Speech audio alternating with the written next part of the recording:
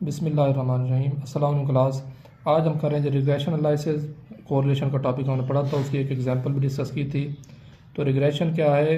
Regression is concern with the study of estimating और prediction of one variable on the basis of the other variable when we intend to describe the dependence of the variable on the other. मतलब क्या है कि इसमें हमारे पास एक variable की base पर दूसरे को हम क्या करते हैं, इन एस्टिमेट करते हैं, एस्टिमेशन बताते हैं या प्रिडिक्शन करते हैं इसमें एक वेरिएबल बेस पर।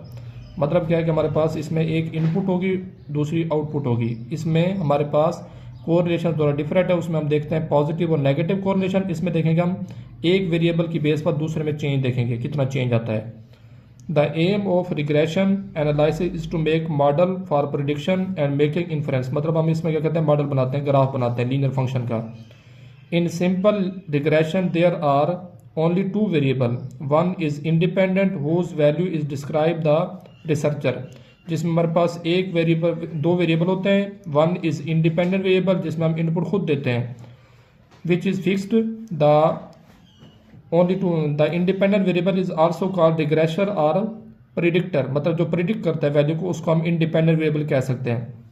The variable that are influenced by the independent variable is called dependent variable. मतलब जो इनपुट देंगे उसके नतीजे में जो रिजल्ट आएगा, आउटपुट आएगा, उसको डिपेंडेंट वेरिएबल कहेंगे।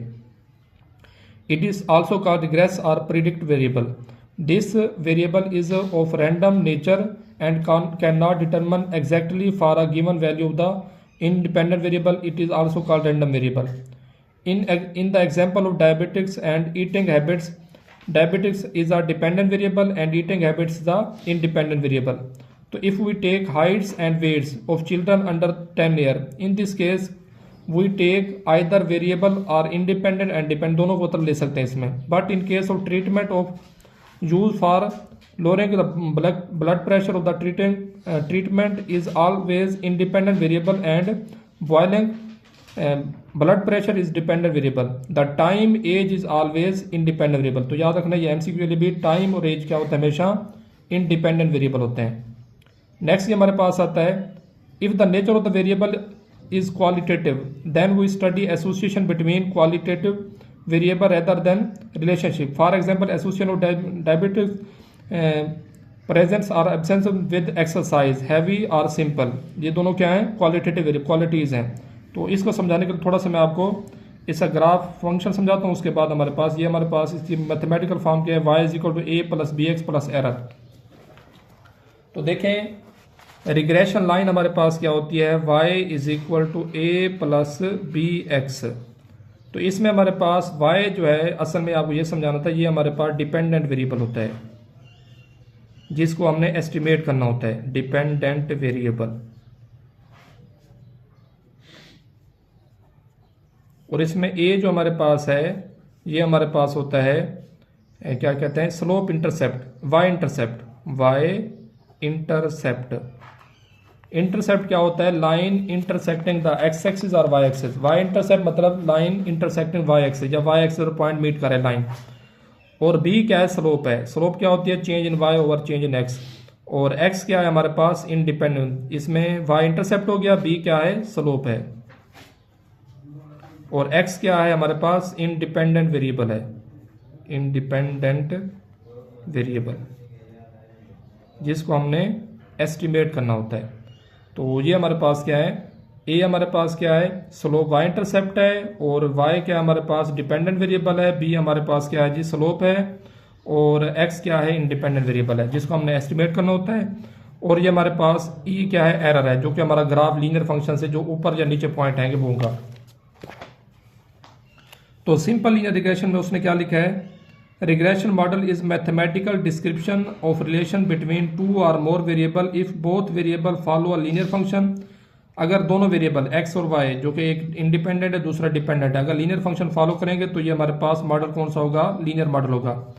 If the simple linear regression describe the dependence of the expected value of the dependent variable as y, जानते हैं आप कि डिपेंडेंट वेरिएबल क्या है, y है, as a linear function of the independent variable x, then regression is called linear regression। उसने linear regression की definition लिखी है। उसके बाद हमारे पास क्या है, उसके बाद इसके एग्जांपल आएगी। और ये उसने मल्टीपल लीनियर रिग्रेशन किया है हमारे पास, एक से ज़्यादा जब हमारे पास लीनियर रिग्रेशन आ जाए। तो when the dependent variable depends on more than one variable, मतलब इसमें हमारे पास डिपेंडेंट वेरिएबल वाई हो और इंडिपेंडेंट एक से ज़्यादा आ जाए, जैसे एक्स वाई, एक्स आ जाए, जेड आ जाए, टी आ जाए, कुछ भी हम चेंज करते हैं।